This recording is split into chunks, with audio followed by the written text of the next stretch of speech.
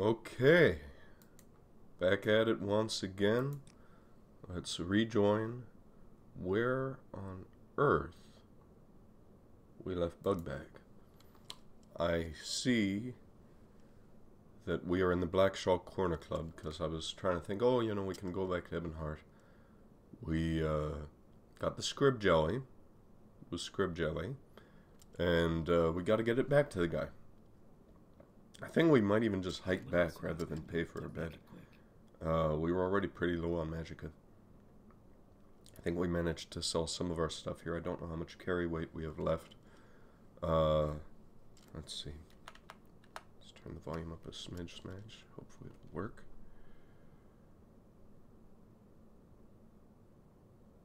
Come on. Come on. Here we are in Vivek. Alright.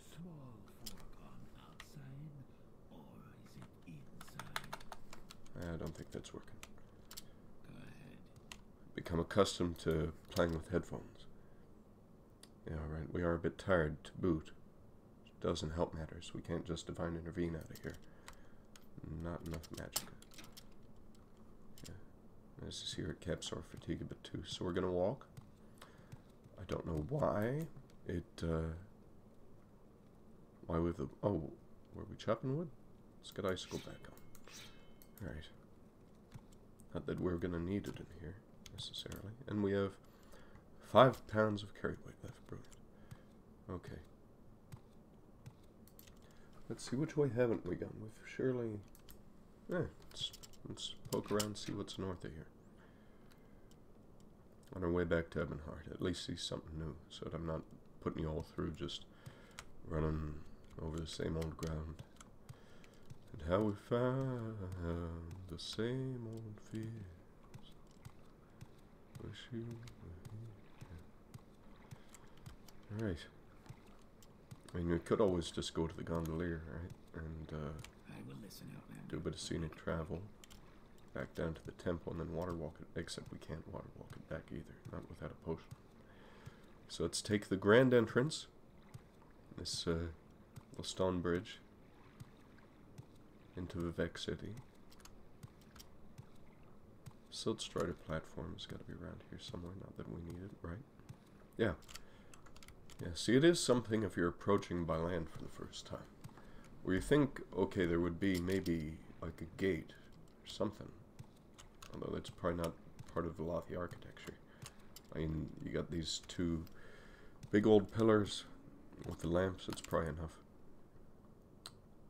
Let's get some of that heather tea. Yeah, alright. Gotta stay hydrated. Got a bit of conberry for our trouble.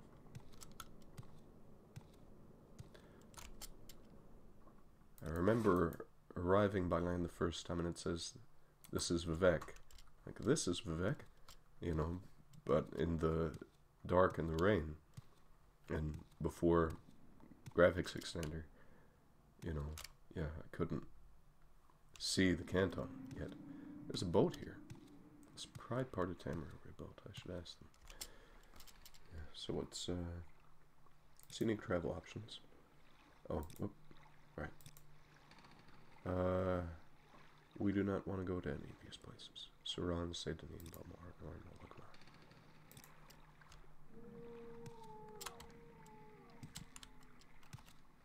Let's see who you are, though.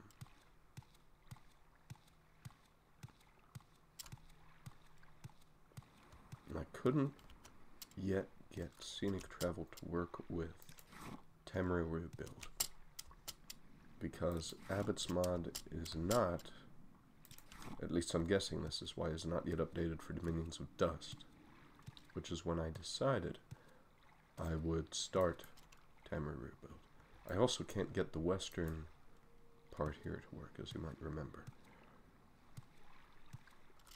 I sure do. It's been bugging me. Scenic travel options, but no travel, even though you go to Laud, Ebonheart, Molagmar, Telbernor. And then who might you be? Speak, traveler. Exit. Travel. to, right, Andothran, Dardavanus, or Old Ebonheart. So these must be Tamriel Rebuilt people. Because their scenic travel isn't working. Dardavanus or Old Ebonheart.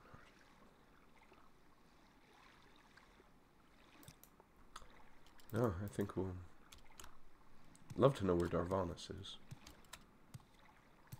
But we do have business in New Ebonheart. You know, I think I know how to play this. Even though Bugbag is a bright enough guy, he's a little tired. Quick, Outlander. And he probably thinks, oh, Ebonheart, great. You know, maybe just take me back. How much gold do we have? Not enough. Forget it, let's walk back. It's a silly place. We have no reason to go there yet. Not until after this quest is over.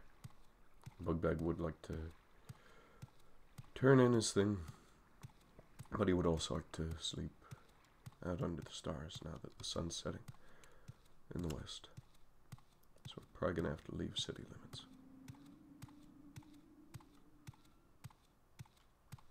You know, we could always just go back to Ebonheart, or Old Ebonheart as the case may be, and find a bed. But the whole reason we're doing this is, you know, who needs a bed? It's carrying a bedroll. It's part of why the carry weight is so jacked up. You know, noticed a lot of the Ashfall demos, granted I haven't watched any in a while, tend to steer into base building, which is not Bugbag's thing. Carries Fort Bugbag around with him.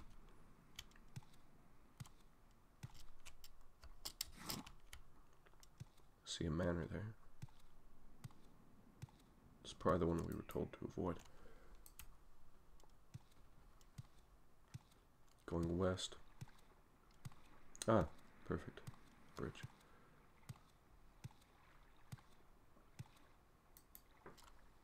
Yeah, okay.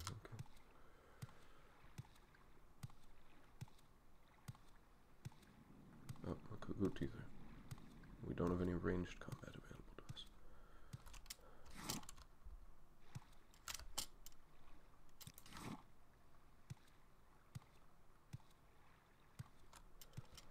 Gonna have to get some water too. Very tired.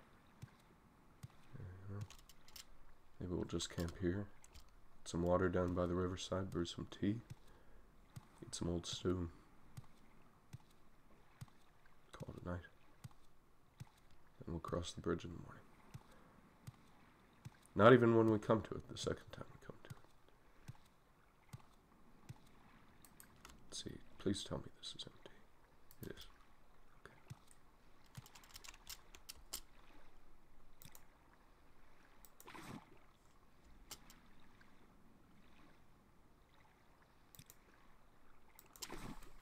In fact, yeah, let's fill the teapot directly. It's a fancy teapot. We probably don't really want to soil it with just plain river water. What is that? I mean, I know it's the Drench Plantation.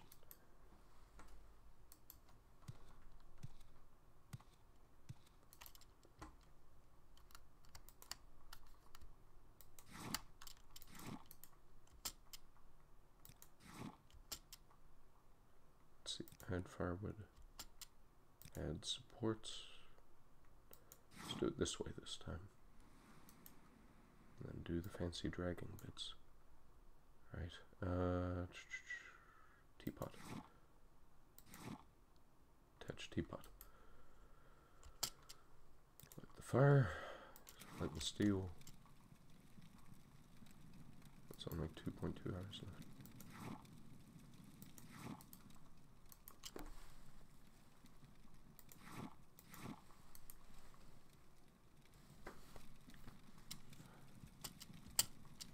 Empty it. Yes. And then pick it up. Alright, cool. This will be hot enough soon to add the tea. Where do we want to... Oh, whoop. Had my fingers a little bit mislaid there. Let's see, lay out the bedroll.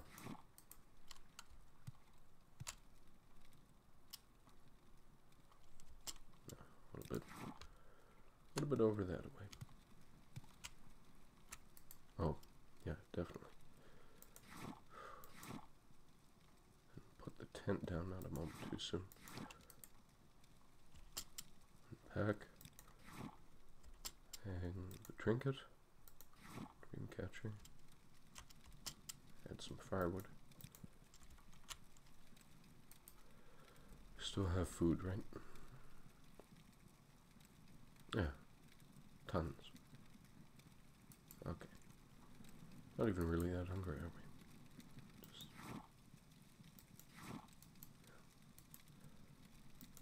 Well, let's top up. Okay, brew tea. Let's use the heather. Yeah, let's make it a little on the stronger side. I do love that auto effect.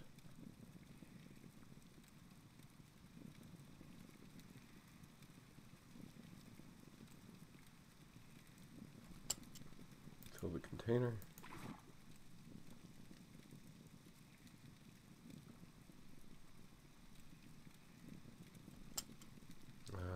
Let's remove the teapot.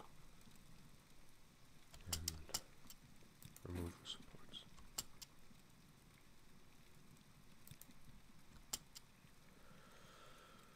Do we want to add firewood? How much do we have left? 8 pieces. Can always get more. Let's just keep it warm a little bit. Sleep. 7 p.m. So I died at 4. So how many is that? 5 hours till midnight. Yeah, 9 hours. Let's do this. Alright. 7 charcoal. Hot diggity. Okay, pick it up. Remove trinket. Pack it up. And back in inventory. Alright. Let's quick save. Make our way over to this bridge. As we are going back to Ebonheart. We do have our magic back. But we're kind of committed to seeing what's over the bridge. Fireball. Just in case of trouble. Because this Kogudi is something, if it's still here, we're going to want to soften up. Is that... Nope. Thought those were cliff racer wings behind the netch. Slight lurch there. Don't know if that was from loading an area or changing into combat. Still enjoy playing without the music. Even though I love the music. You know, just because always gotta watch your back. Corpo Brute. Let's see. Any other signs of pearls? Yes, in fact. Do I dare? Gonna be slaughterfish in this lake? Maybe. This might just be the reflections of mushrooms. Come on, quickly. Quickly, man. Nothing.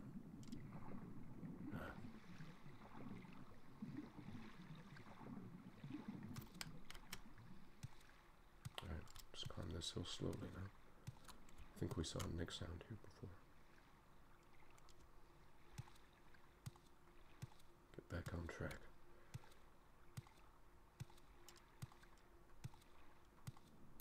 Is that Salver's farm? Salvo? Sylvie? Balor Salve.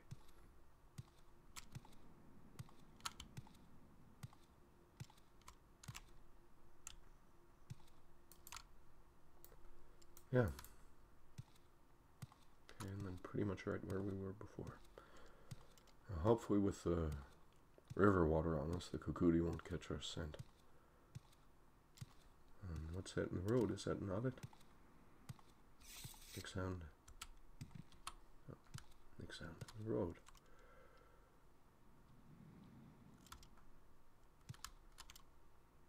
See how good our aim is? Not that good.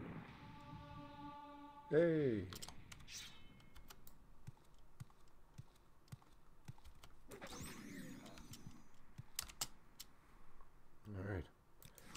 there's lunch.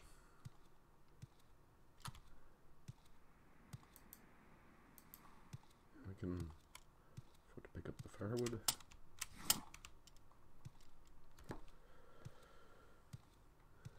Kind of trippy, you know, where it's like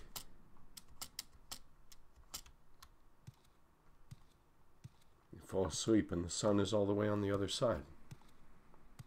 It's a little disorienting till you remember, oh yeah, we were asleep.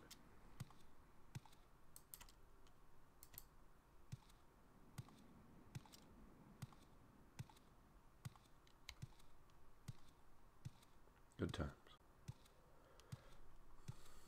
Still see Vivek. There's going to be another bridge there, which I don't think we'll take.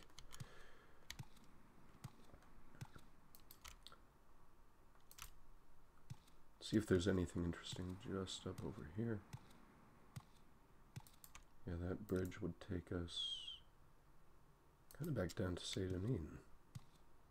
There's a mud crab there. We're going to avoid that.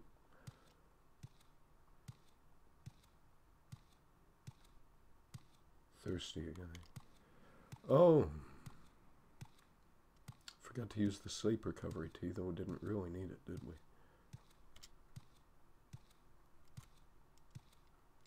Let's see which way things are. Get ourselves orientated again. There's Ebonheart. I do love having distant terrain. I'm still not entirely used to it. Which is what I get for not playing with it for 20 years. And not playing for like 8 months. I think at this point we'll come back up here after we're through in Ebonheart. At the very least to see what there is to see over there. We could do it now. We'll come back. Yeah. Quick save. We're still here. We can divine intervene out of there. Everything is going to be fine.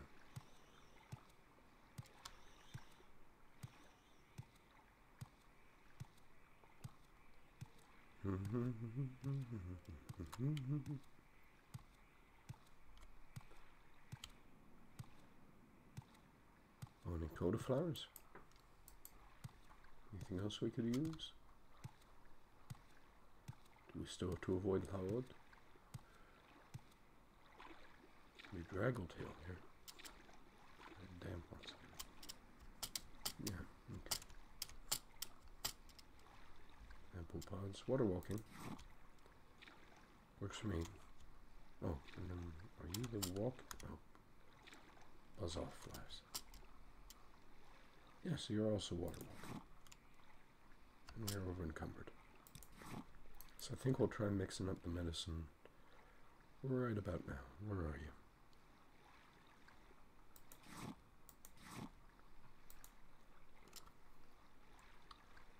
Ample pot, yeah. Ample pots. And then violet copperness. Pretty much just the stuff we just got. Nice.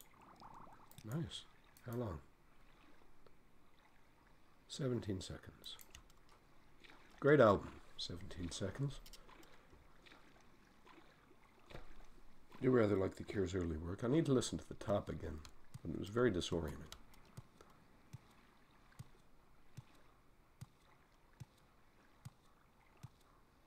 Which is probably part of the point, for all I know.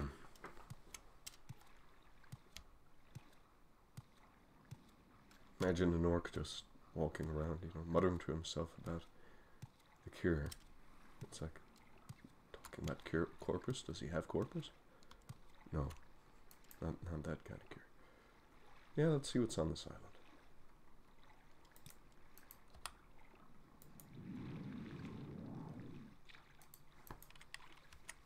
Fireball is queued up.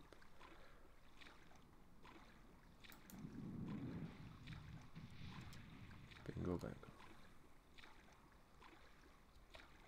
Doesn't even know what to do. It's not the merchant, is it? I mean, I know for a fact it's not.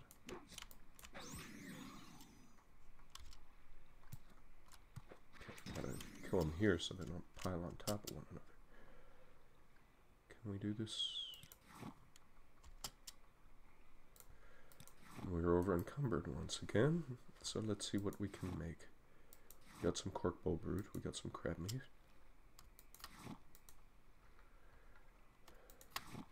Lightning shield. Please tell me salt rice will seal the deal. Alright.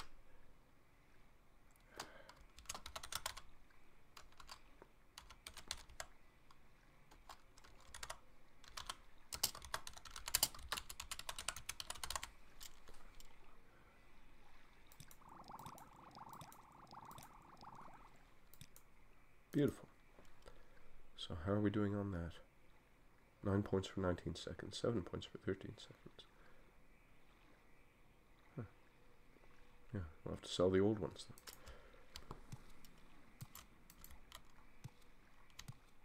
Oh, really? Alright. Let's try this 5-foot radius. I see that doesn't matter. How are we doing on... Okay, we've got intelligence. Need to boost up our endurance somehow. Alright.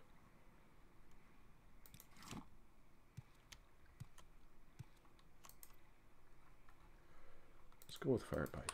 It'll probably just do the trick. Yep. Marvelous. And probably time to make some more of those. Corkbow brute.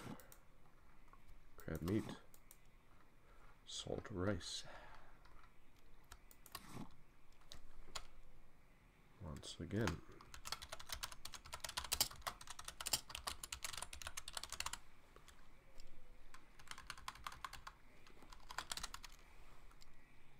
See if that stacks with the same deal. Has it? It has. And here's another old bridge. So what could be here? There's a dock. Smuggler stuff. Stuff we can steal and then boom out of here. I hope so. Let's see if anyone else is on this island. We'll go taking their stuff. Don't need them noticing after all. Bugbag, as you'll recall, part of the character motivation is trying to turn over a new leaf. Been selling skooma, stealing stuff. Yeah. But life is hard out here. It's tough on the frontier. Especially just getting out of prison. Oh, a shipwreck. Hello. Let's get you out of the way. Try again.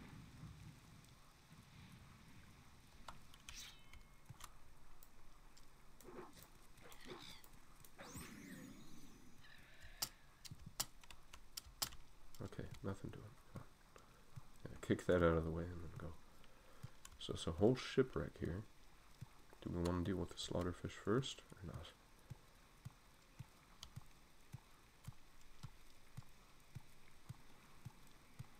Let's see what's at the dock first. I mean, I should probably leave some of this stuff for another day. Leveled loot and whatnot.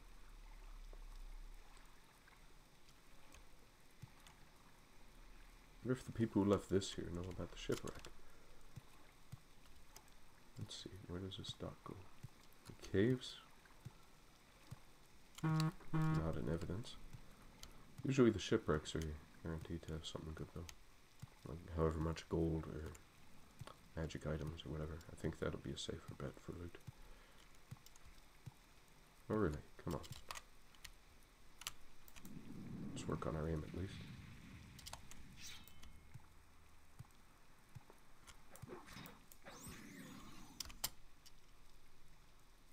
Yeah, we can do that. Right. Do we want to come back another day?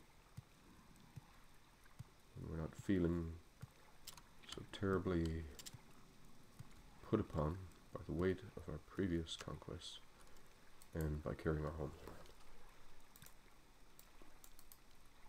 Is there even a way into this one?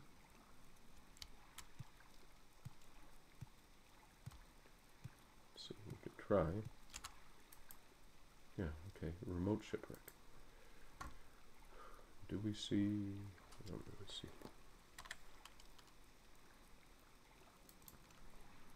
Maybe frostbite since we'll be underwater. Fudge. Alright. Oh, okay.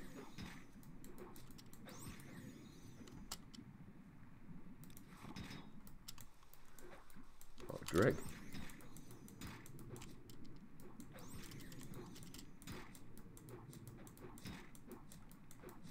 Yes, all of a sudden, during a life or death fight, we've noticed that we're a little bit hungry.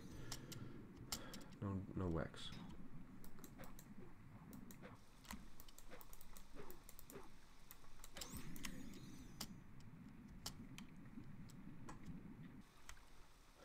Okay.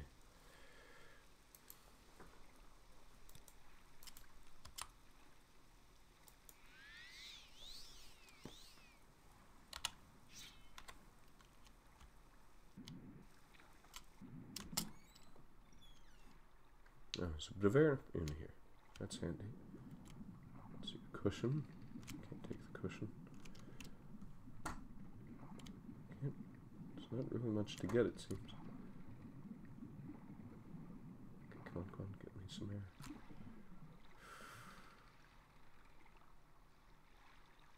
Yeah, no, nothing but furniture. So it would seem, at least. Oh, alright.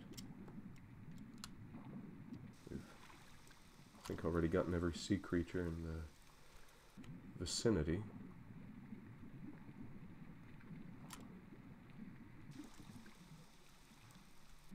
So let's do this. Oh, there. Yes. That is quite fortunate. If we can even walk around in here. This is a bit troubling, a bit disorientating. Well, come on. What's worth anything? Racer plumes, scamp skin, scathe claw for tea. And we are not over encumbered, that's good. It's too sideways to even have any hope of really looting the place.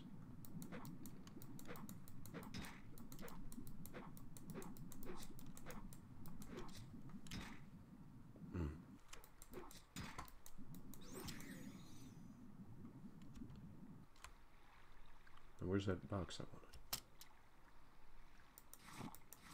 Key. Oh. Interesting. I think I've heard of this place, but I've never been. Come on. Come on.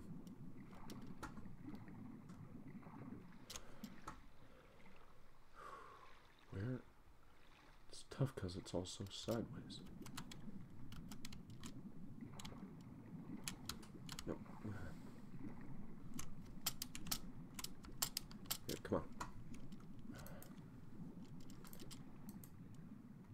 Don't have water breathing. Okay.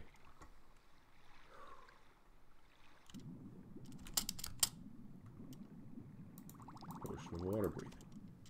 And we're over encumbered. Pete's sake. No qualm eggs, no nothing that we could. Wooden spoon.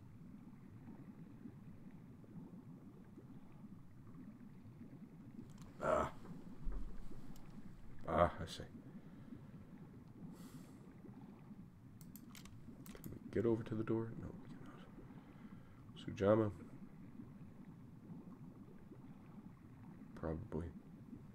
Telekinesis. Let's see. This is worth more to a strength than that. Air pocket. Give me that, give me that. Oh, scuttle. That's good.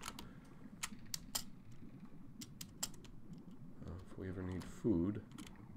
Guess we know where to get some very soggy scuttle. Bug cheese. Bug bag, eating bug cheese. Hardly ever eats bug cheese because scuttle is pricey. Like it shouldn't. Yeah, okay, so it's what, 10 pounds of scuttle. We've got to come back here. Get me out. Oh. You know what? Forget this. No. No. Why are we... Because we... Please. Gonna run out of magicka before we even have a chance. There! Haha! Alright. Don't have to save scum.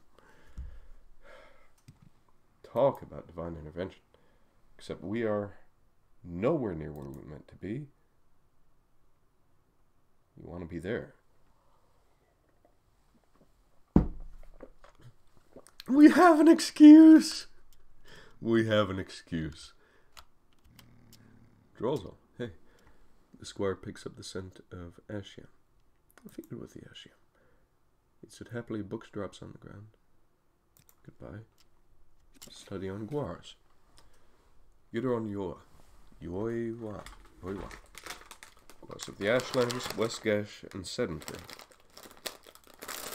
And have some cookies. For years, Guars have been used as a way of shipping goods between towns. But what are Guars like in the wild? They range from timid, shy creatures to vicious, blighted fiends. Through my dutiful research, I have finally been able to study the following species of Guar. Those from the dry ashlands, the wet Westgash, and sedentary types that wander at will. All these three types all show different personalities, different levels of aggressiveness, and physical traits. The Westgash Guars are withdrawn, peaceful Guar. These Guars are trained for trading and functioning as moving caravans. After spending about 5 days watching a herd of the Westgash Guar, I have made the following discoveries. The Guar herd usually spends its time eating most everything in its chosen grazing area.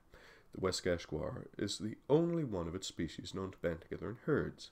They do this to protect themselves from two things. Humans in particular. During my observations, a hunter engaged the herd. The hunter leaped out and attacked one of the Guars, but was then attacked and chased out by half of the herd, while the other Guars gathered comberries to help heal their injured. Comberries have healing properties. I don't know that, at least for Guars. During my travels to observe the next Guar species, I came across an injured Guar and promptly healed it. It turned out to be a swamp Guar and graciously had decided to join me. Thus, my companion and I headed out to find the next Guar species. Wild Guars are found in the area between Balmor and Vivec. Are they ever? Over the last couple of years, these usually calm loners have become increasingly aggressive, with several attacking me on sight. Luckily, I'd worn my speed-enchanted boots and was able to run to the nearby mountains so no Guar lives would be lost. People believe that the Guars are becoming more aggressive because of the horrific poaching of Guars for their hides, as well as the growing number of comber harvesting mages. But the Dunmer have another theory, the Plague of Red Mountain. A traveling Dunmer told me the Red Mountain is causing everything to change. She said that the blight that comes from Red Mountain makes Guars and other passive creatures very aggressive. Well, that explains the wildlife attacking me. By the end of our conversation, the Guar had given up trying to climb the mountain and began to eat. The only friendly wild Guars are the ones that travel in herds like the relatives, the Westgash Guar. Although technically the same species, the two non-blighted Guar species have evolved differentially, with the wild Guars having a harder head and jaw. Guars from the Westgash coast have no structural advantage, but have learned a way to communicate with more than just one species. My new Guar, which I call Lumpy, opened his wide jaw as to say something to the blighted Guar, but was quickly attacked. Luckily, I was able to divert the attention away from him, and soon we were on our way. Traveling into the Ashlands was a horrific experience, as the ash had transformed the land into a vile place. My Guar and I were amazed at the difference between the regular habitat of the Guar and this perversion. As we crept up a mountain, we spotted what we were looking for, an Ashran's Guar. It seemed so much more active than the others, but strangely more sluggish. We could tell it was in pain. How long is this thing? Jeez. It rarely dropped its head to eat, and when it had to dig into the ash to do so. When it did, it had to dig into the ash to do so. It looked identical to the wild Guar, but it was even more aggressive. Unlike the wild Guar, it was aggressive not because it was protecting itself, but because of the lack of food. We were about to get closer to the Guar when an ash storm struck, which left us with no choice but to camp and wait out the storm. I decided to study the Guar further, leading me into the Ghost Gate itself. Oh, guy. Although this was an Ashran's Guar, I believe the blight had spread into the wild Guar's territory and altered it after being blighted. After my short examination inside the Ghost Gate, I came to the conclusion that the blight was traveling not through the ash, but from the large amount of blighted cliff racers who attacked the Guars for their meat. This would explain why the blight is found on specimens far away from the Red Mountain, very unlikely to ever cross the Ghost Fence. Oh, cliff racers doing Dagoth's work, as we know, doing the Charmont's work. Jeez. The swamp in the Grazelands Guar. After relocating to the West Gash region with my Guar companion, the thirst to observe other species drove me to continue my research by studying two other Guar types, the northeastern swamp Guar and the Grazelands Guar. From my hut on the waters of the West Gash, I headed to the northern swamp bogs of Morrowind, where I found the grazing swamp Guar. Although strong and imposing, the swamp Guar is not in the least bit hostile. I was able to walk right up to a herd without being attacked, and was thus able to study them firsthand. Unlike the West Gash Guar, the swamp Guar is not timid, and thus is preferred by Guar herders over the regular West Gash Guar. The herd of swamp Guars I was traveling with ate mainly grass and the tiny animals found in the murky swamps, and treasured the rare comberry that was found. The Guars never strayed away from the herd, suggesting a family-like bond between them, uncharacteristically since most Guar herds seemed to disperse over a period of time. Although they accepted me from the start, they seemed to let me into their family unit as time passed. Swamp Guars are also very compassionate creatures. One in the herd found a blighted scrib and led me to it to heal it. Another found an orphan baby Guar and accepted it into the herd. Oh, cookie break.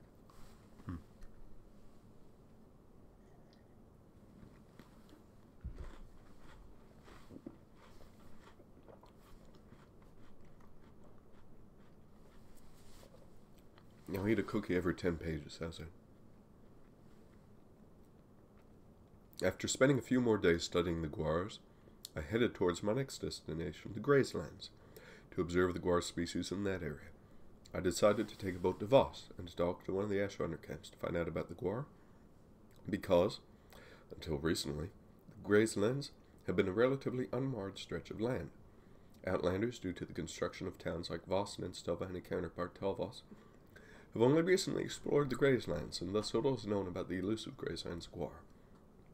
However, the Ashrinders I came in contact with say that the Grazeland Guars are simply wild Guars whose homes were consumed by the blight, and thus forced to find greener pasture.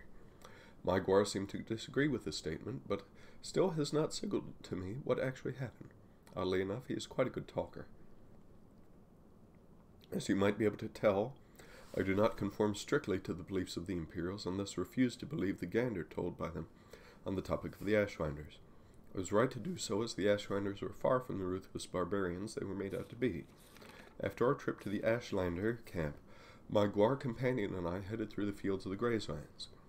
We searched for hours on end, I presume, but it seemed nothing inhabited the area besides Golden Saints and Algrims. The only Guar I found ran away from me as if I was a hunter, but I was able to trail it to its home. As I watched the Guar through the wickweed, I noticed it was a Rouge Guar? Rogue Guar, which never traveled with a herd. We watched as it spent most of the day hidden in its den, eating wickweed. Nomadic as it was strange how such a species native to Morrowind could become so isolated when most other types move in herds. The habits of a Guar. Upon arriving back at Morrowind, my elusive publisher hunted me down yet again and insisted that I write a book on the habits of the Guar, especially after my last book on Horkers, which never made it past the editor's desk. He wanted unparalleled description about their diet, their routines, and their observable culture, and here I will honor his request. Oh dear. Although seemingly undertaking an impossible task, I began revisiting all of my previous Guar spots. This book shall cover the habits of the following Guar types: the Swamp Guar, the Wild Guar, and the Grazelands Guar, all of which were described in detail in my previous works. From my residence in the West Gash region, I first headed to the outerlying swamplands of the West Gash. Here I was hoping to find the same herd I had met about a year before, that is, if hunters or fates had not hurried them away. However, I was not faced with the prospect of reassimilating myself. Here's Bugbag sitting there, magic had rained, half dead from drowning, and reading about Guars. What a day.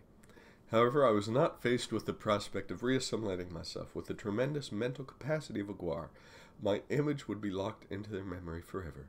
Sure enough, I located them in the same spot as I left them, and upon my arrival I was met with sounds of recognition and approval.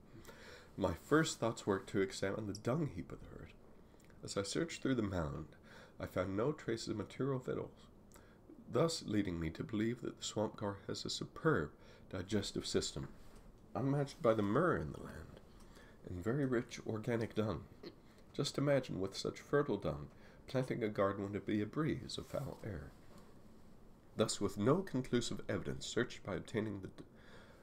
obtained by searching the dung heaps, I settled on a more direct route, observing what foods they consumed. They seemed to enjoy pond scum, flowers, and any sort of mushroom they found, as well as small flying swamp insects, and of course, combray, one presumes. After a full day of eating, the Guars then walked over and into the swamp, and began to rest in such a position that only their head was above water. Noticing what came down to the swamp at night, from what I could gather, was a safety precaution. The Guars rose the very minute that light filled the skies, and directly went back to grazing. After observing this phenomena, I stayed an extra 5 days watching them step through the same procedure daily before heading inlands toward the territory of the Wild Guar. It took me just a few more days, to track down a Wild Guar. Just like my previous encounter with the species, it attacked me on sight. I headed into the mountains, but it persisted in attempting to reach me without succeeding. Knowing that I couldn't study the animal in such a state, I decided that I needed to be out of there. I cast a spell which allowed me to stay invisible for a prolonged stretch of time, whereupon the Guar did not detect me, and I was able to observe it in close range. The spell, however, came with some terrible side effects, as parts of my body are only now starting to come back into focus, but I digress. The first day I observed it, eating bitter green, thus providing an explanation for the Wild Guar's aggression. Isn't there a limit on book length? Jeepers. Okay. Thus providing an explanation for the Wild Guar's aggression. It is well known to traders and bandits that bitter green can make a Guar lose its mind. Traders have since discovered ways to keep bitter green away from their Guars, but still bandits try to feed this poison to the Guars for personal amusement. Although bitter green is generally large and high enough for us to see, some low-lying bitter green shrubs are low-lying and too small to be noticed.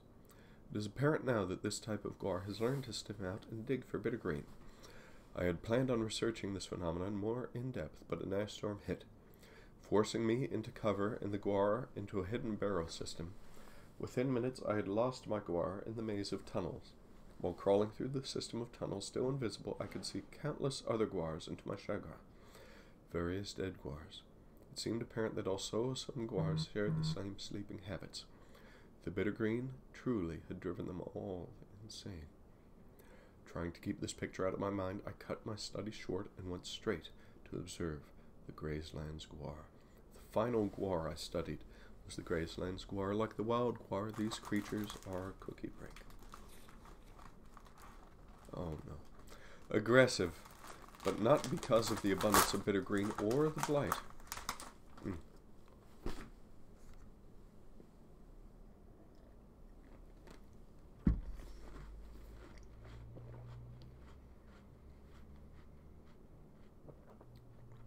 These creatures have been driven to defend themselves by the recent human intrusion at Voss and Telvoss, as well as the Ashlanders employing members of their pack for herding. The Greysigns Guar lives in the untouched paradise of the Greysigns. Just by looking at their surroundings, I observed that wheat is a main staple of the Greysigns Guar diet.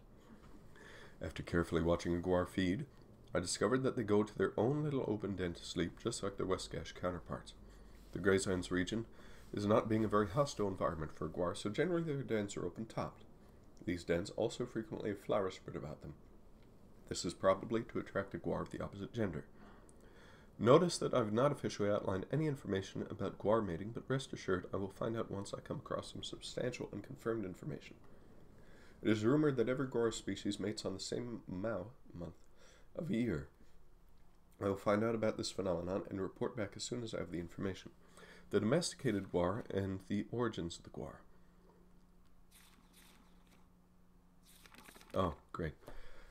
The domesticated Guar is the only topic I wish to cover in this book, as this particular type of Guar, trained from other species of Guar, mainly swamp Guar, is used for a variety of functions, including around the household, farming, trading, and for enjoyment as pets.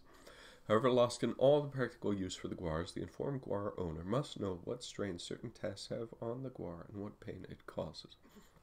This book seeks to answer that question in maximum detail.